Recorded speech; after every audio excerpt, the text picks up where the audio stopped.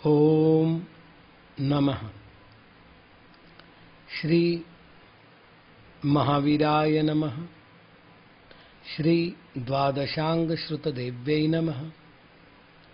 आचार्य श्री आदि सागर महावीर कीर्ति सन्मति सागर गुरुभ्यो नमो नमः।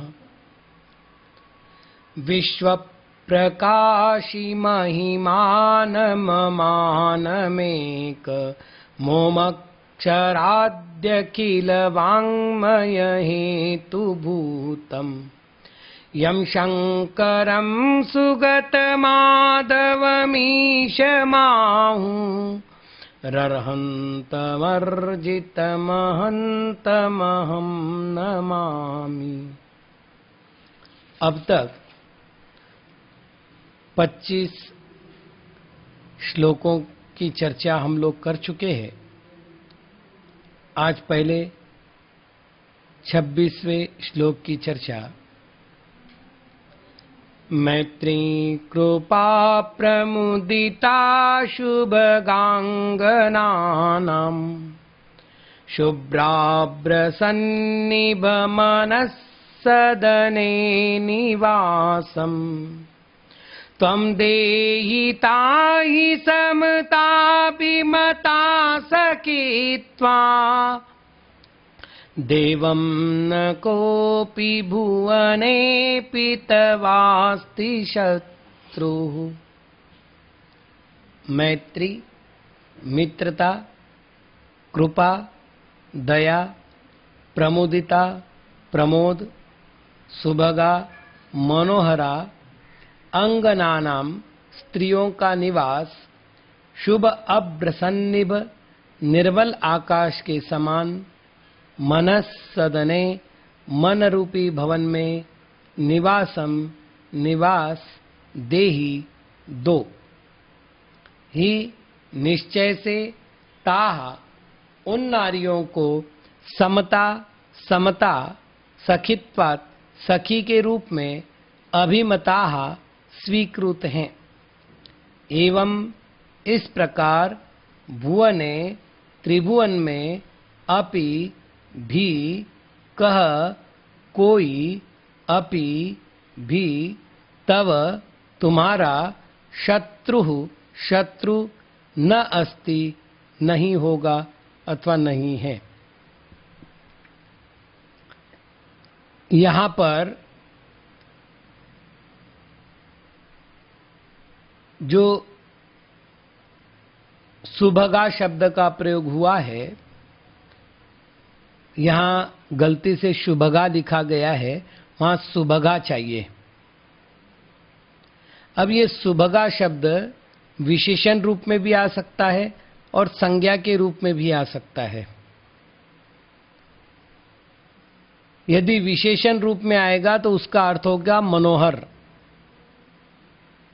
और यदि मनोहर शब्द करते हैं तो फिर होगा ये शुभ अंगनाएं हैं, अर्थात भली स्त्रियां हैं।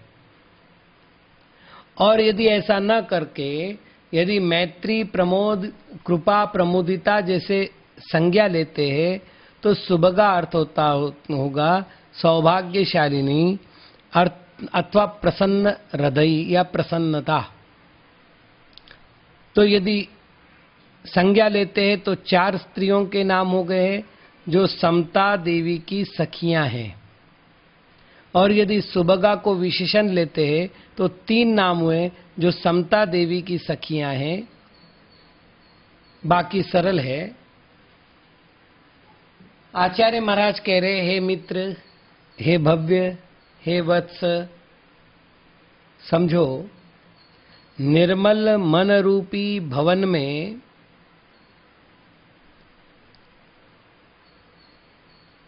समता रूपी स्त्री रहती है, और उस समता रूपी स्त्री के साथ रहने वाली स्त्रियों के नाम है मैत्री, कृपा, प्रमुदिता, और माने तो सुभगा, तो 4 हो जाएंगी उसके साथ, अन्यथा 3, जैसा कि मैं पहले कह चुका हूं।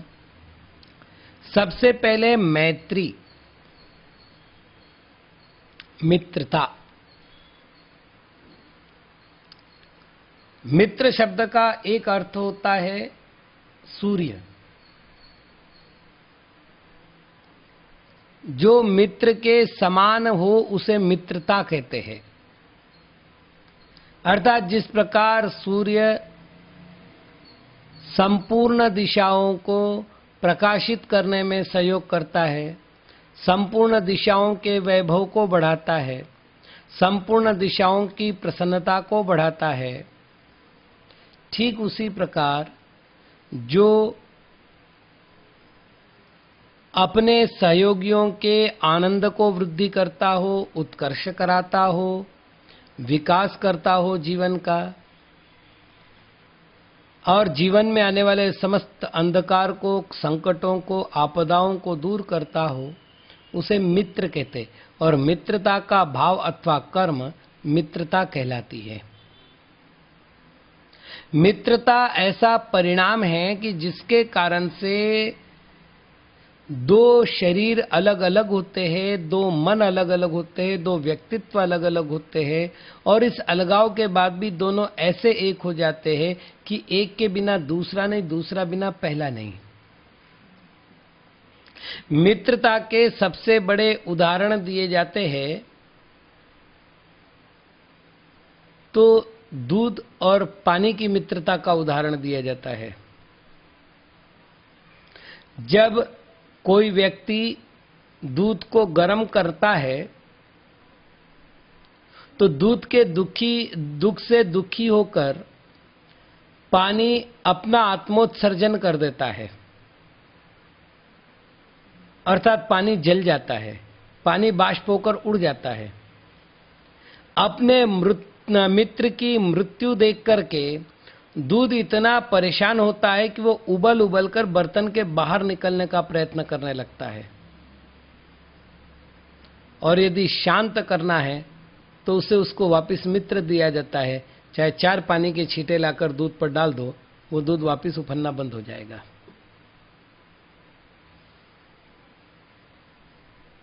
तो स्वयं का आत्मोत्सर्जन करके भी अपने मित्र की रक्षा के लिए जो तत्पर होता है वही समीचीन मित्र होता है। एक दूसरा उदाहरण आता है पानी का और मिट्टी का। बहुत सुंदर उदाहरण आते हैं इस संबंधित कि मिट्टी जब तक पानी के साथ रहती है कोमल हो जाती है। खेतों में आप देख लीजिएगा बारिश होने बाद क्या होता है। वही कोमल मिट्टी उपजाऊ बनती है, एक छोटे से बीज से असंख्य गुना अन्न को प्रदान करती है। जैसे ही मित्रता धारण करने वाला जल सूर्य की रोशनी के द्वारा सोख लिया जाता है, मिट्टी का हृदय विदीर्ण हो जाता है। इसलिए गर्मी में जाकर आप खेतों को देखो तो पूरे ऐसे छेद मिलेंगे मिट्टी में, और कठोर हो जाएगी एकदम। जैसे ही उसको मित्र वापस मिला, वो वापस अपनी कोमलता को धारण करेगी। मित्रता जीवन का उपहार है। मैं माता का चयन नहीं करता, क्योंकि वो सृष्टि प्रदत्त है। मैं पिता का चयन नहीं करता, क्योंकि सृष्टि प्रदत्त है। भाई बहन से वस्तुतः मेरा कोई रिश्ता ही नहीं है। वो तो हम एक माता पिता की संतति है, इसलिए रिश्तेदारी में जुड़े हैं। और भी जितने संबंधी हैं उनको मैंने नहीं चुना है। चाचा, मामा, दादा, नाना, ये सब मेरी चॉइस नहीं है। संभवतः मैं उन्हें पसंद भी नहीं करता, लेकिन वो प्रकृति के द्वारा मेरे ऊपर थोपा गया एक रिश्ता है। लेकिन मित्रता ऐसा नाता है जिसको मैं चयन करता हूं। और एक सबसे अच्छी विशेषता जो बात माता पिता को नहीं बताई जा सकती, जो बात बहन भाई को नहीं बताई जा सकती, वो बात दिल खोल कर एक मित्र को बताई जा सकती है। मित्र दूसरा हृदय है।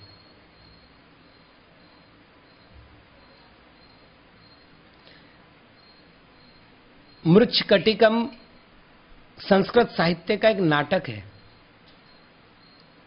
कवि क्षुद्रक ने उस मृच्छकटिकम में एक संवाद लिखा है कि मैं बड़ा सौभाग्यशाली हूं कि मुझे एक सच्चा मित्र मिला है।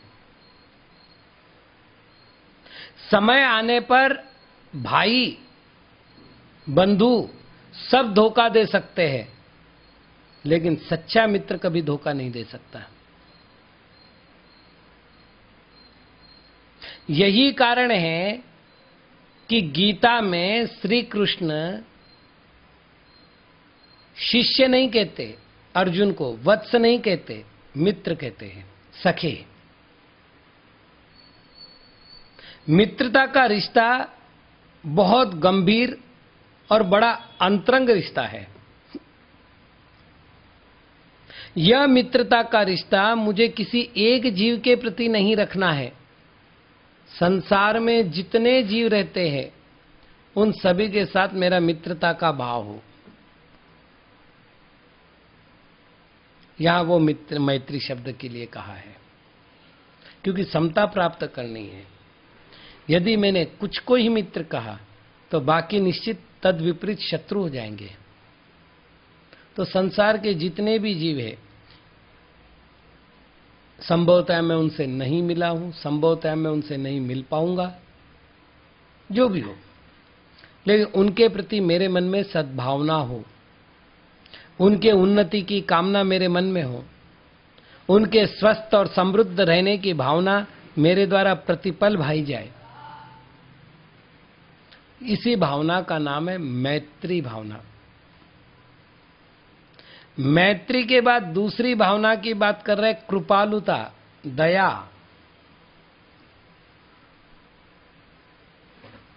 बहुत आवश्यकता है। आचार्यों की बात यदि गंभीरता से सुनी जाए तो कहते दया बिना तो धर्म ही नहीं हो सकता। दया के अभाव में सम्यक दर्शन की प्राप्ति नहीं हो सकती।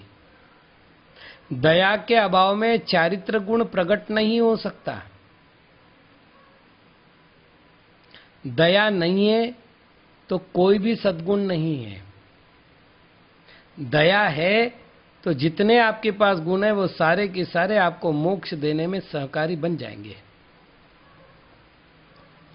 तो संसार में ऐसा जीव है जो दुखी है,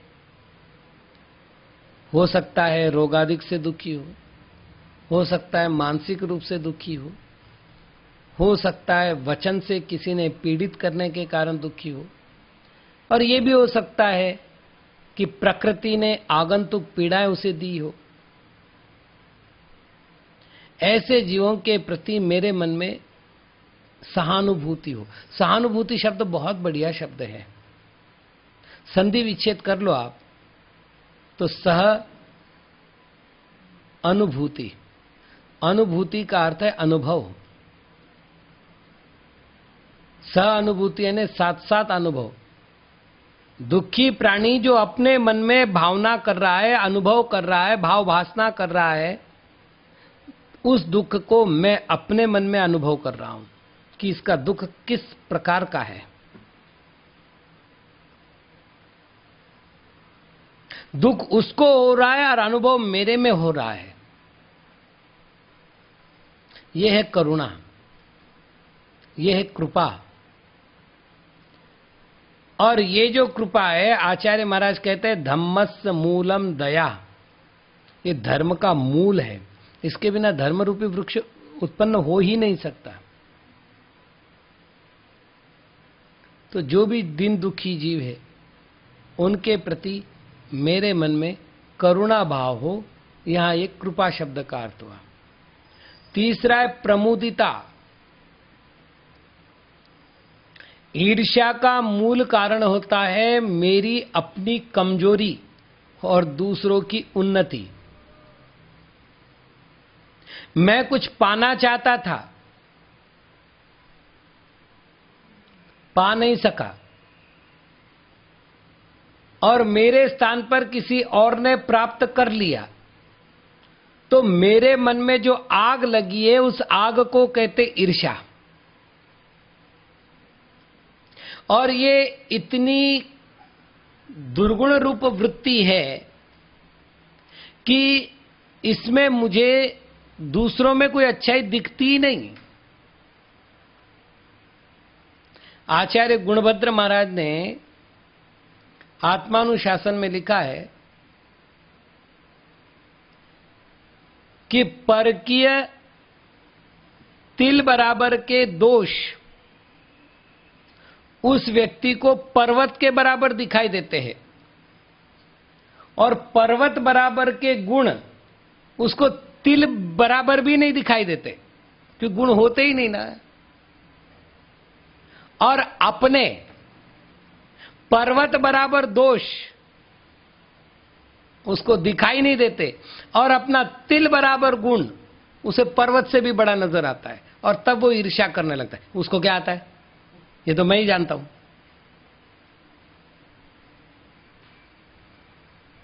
ईर्ष्या ऐसी भावना है कि जो दूसरे पर कोई अंतर नहीं करती। मान लेते हैं कि मैं किसी एक्स व्यक्ति के विषय में ईर्ष्या कर रहा हूं, वो तो अपने पुरुषार्थ के बल पर, अपने उपादान के बल पर, अपने निमित्तों के बल पर, अपने वातावरण के बल पर अपना तो विकास करते जा रहा है।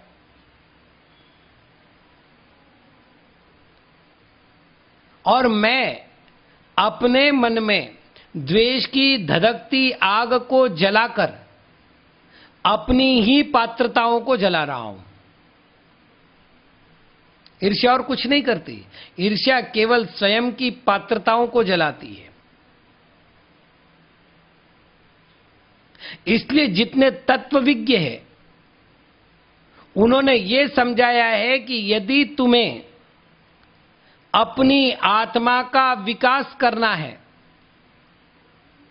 तो अपने दोष देखना प्रारंभ करो और दूसरों के गुणों को देखना प्रारंभ करो। संसार में जैसा आयुर्वेदकार कहते हैं, चरक संहिता, सुश्रुत संहिता, इसमें सर्वत्र आपको मिल जाएगा कि संसार में जितनी वस्तुएं सब औषधियां हैं। आप जिसे अनुपयोगी कह के फेंक देते हैं, आयुर्वेद वाला कहेगा ये भी कोई किसी न किसी गुणधर्म से युक्त है, इसलिए ये भी एक औषधि है। तो संसार में ऐसी कोई वस्तु नहीं जो स्वास्थ्य के लिए लाभदायक ना हो। ठीक वैसे संसार में ऐसा कोई पदार्थ नहीं है जिसमें कोई ना कोई गुण ना हो।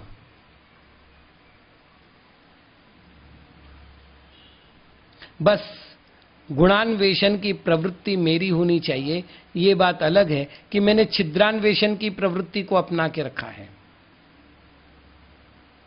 तो प्रमुदिता गुण है। जब दूसरों के गुण दिखते हैं तो उसे ऐसा लगता है जैसे मेरे गुण है, बड़ा प्रसन्न होता है। हम इंदौर में पंडित रतनलाल जी से अध्ययन कर रहे थे। जीवकांड का स्वाध्याय होता था। उदासीन आश्रम इंदौर, अभी भी पंडित जी वही हैं। हमने एक बात देखी, उस पंडित जी की अगर सबसे अच्छी बात हमें लगी अपनी जिंदगी में अपनाने लायक तो वो यही थी। किसी का छोटा गुण देखते थे तो वो 4 बार दिखा, देखो महाराज इसमें ये चीज कितनी अच्छी है, और बड़े खुश होकर के बोलते थे, बड़े आनंदित होकर के। अभी भी जब श्रवण बेलगोला आए, उनकी उस प्रवृत्ति में कोई अंतर मैंने नहीं देखा। दूसरों के गुणों को देख करके जो आनंदित हो सकता है वही अपनी पात्रताओं का विकास कर सकता है।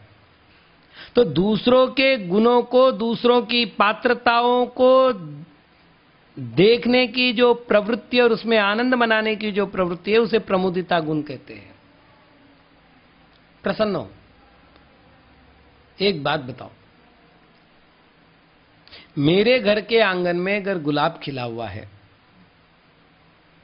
तो फूलों का राजा, आपके घर के आंगन में अगर गुलाब का फूल खिला हुआ हो तो फूलों का राजा। तो फिर आंगन बदलने मात्र से मुझे ईर्ष्या करने की, कूढ़ने की, कुंठा करने की आवश्यकता क्या है? फूल का आनंद लूं, फूल की सुगंध प्राप्त करूं, फूल जैसा फूलूं, खिल जाऊं।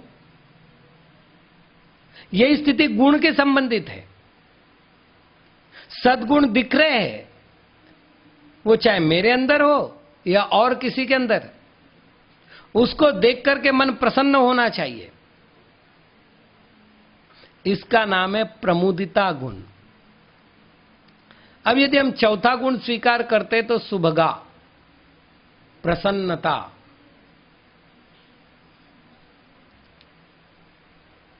दो तीन बातें हम स्पष्ट समझ लेवे।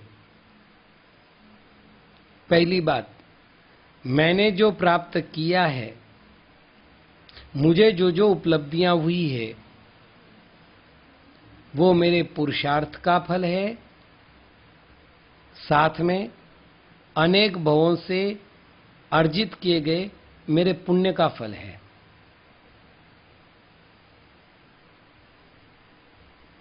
जिन्होंने मुझे अपनी उन्नति में सहयोग किया है, मैं उनका ऋणी हूं कि मेरे सहयोगी बने। उनकी प्रेरणा, उनका निमित्त, उनका सहयोग मेरी उन्नति में कारण बना। किंतु मेरा पुण्य का तीव्र उदय और मेरे पुरुषार्थ की व्यवस्थितता नहीं होती तो उनकी मदद भी मुझे कुछ कर नहीं सकती थी।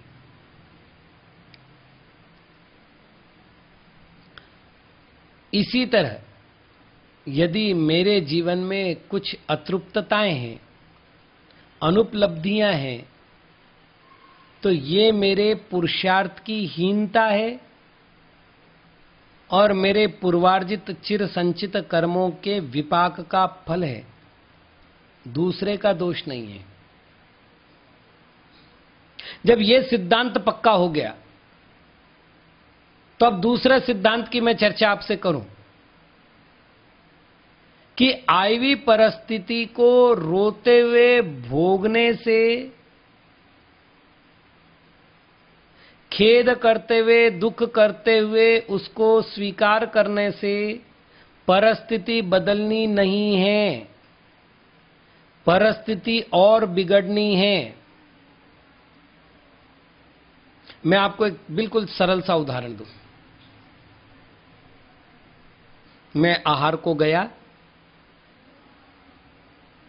आहार करते करते मेरे हाथ में बाल आया और आधा ही आहार मुझे छोड़ करके मुंह में लिया हुआ ग्रास थूक करके कुल्ला करके आना पड़ा। अब प्रश्न है, मुझे अंतराय क्यों आया?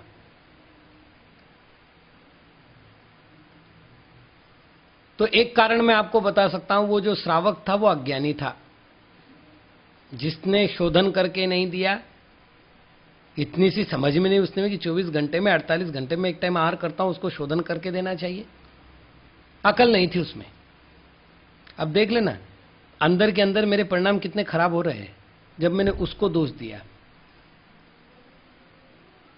अब दूसरा एक और कारण था, मेरा भोगांतराय कर्म का उदय, क्योंकि भोजन भोग वस्तु है। असाता वेदनीय कर्म का उदय,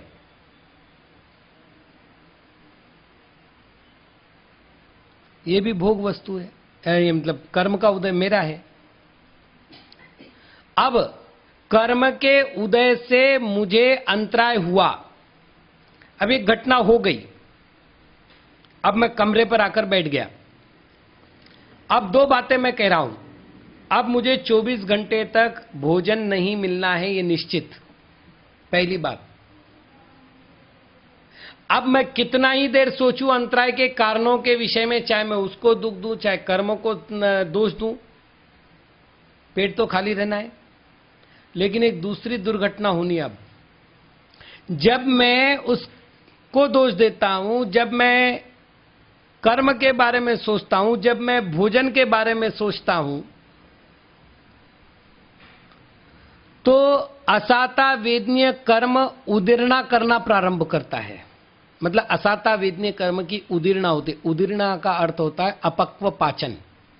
एकदम सरल ढंग से मैं आपको समझाऊं, कोई फोड़ा हुआ है, जब तक कच्चा है, यदि उसको फोड़ने की कोशिश करते तो पीप नहीं निकलता है, लेकिन पीड़ा बहुत ज्यादा होती, ठनकता है बिल्कुल,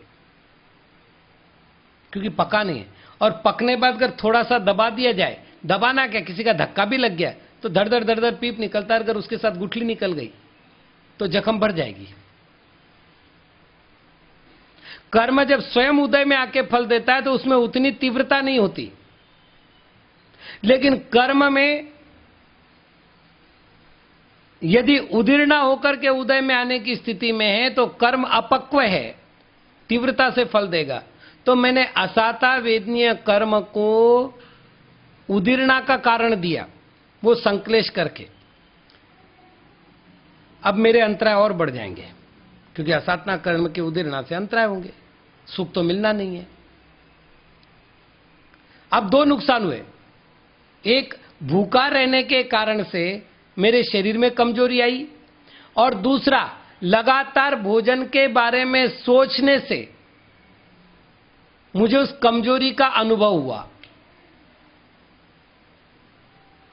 इसके लिए आचार्य पूज्यपाद महाराज कहते हैं कि आपको चिंतन कैसे करना है। तो बोले, अलाभ को लाभ से ज्यादा लाभकारी मानो, आपका दुख दूर हो जाएगा। क्या हुआ?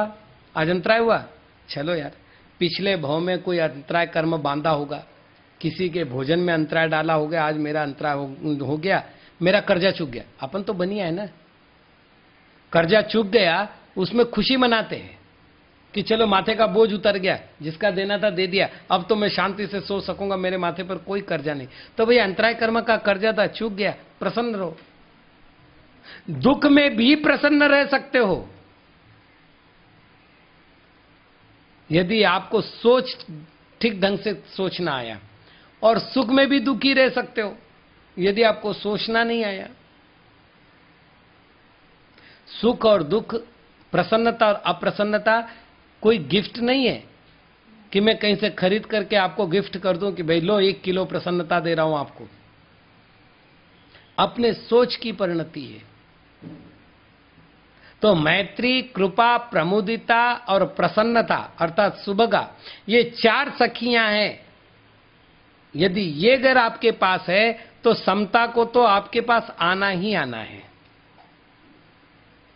और यदि समता आपके पास आ गई है तो फिर इस संसार में आपका कोई शत्रु नहीं है। इसलिए करना क्या है? अब पुरुषार्थ की एक नई दिशा। सभी जीवों के प्रति मैत्री भाव को धारण करो, कोई वैर नहीं। वैरम मध्यम न केनवी। जो दीन दुखी जीव है उनके प्रति करुणा भाव धारण करो। भगवान, कोरोना के कारण सारा विश्व प्रताड़ित हो रहा है, पीड़ित हो रहा है, इन सभी जीवों को आनंद मंगल मिले, सुख मिले, भावना करो। आप कहोगे भावना से क्या होगा, कोरोना दूर हो जाएगा? ना हो, लेकिन मेरे मन में कठोरता तो नहीं आएगी, मेरे मन में पाप तो नहीं जगेगा, मेरे मन में दुर्भावना तो नहीं जगेगी। ये फायदा तो हो गया, अच्छी भावना तो कर रहे। तीसरी बात, प्रमुदिता, दूसरों के सद्गुणों को देखकर आनंद मनाओ और उस आनंद के कारण निरंतर प्रसन्न रहो। आचार्य महाराज कहते हैं यदि तुमको ये बातें आ गई तो तुम्हें समता की प्राप्ति हो जाएगी, और यदि तुम्हें समता का प्रवेश हो गया तो हे बंधु, इस संसार में तुम्हारा कोई भी शत्रु नहीं बचेगा, अजात शत्रु बन जाओगे। सर्वत्र तुम्हारे यश, तुम्हारे गुण फैल करके तुम्हें समृद्धि, सुख, आरोग्य आदि प्रदान करेंगे। अतः हमें इन सब का सहयोग लेना चाहिए। आज मात्र इतना ही। ओम नमः।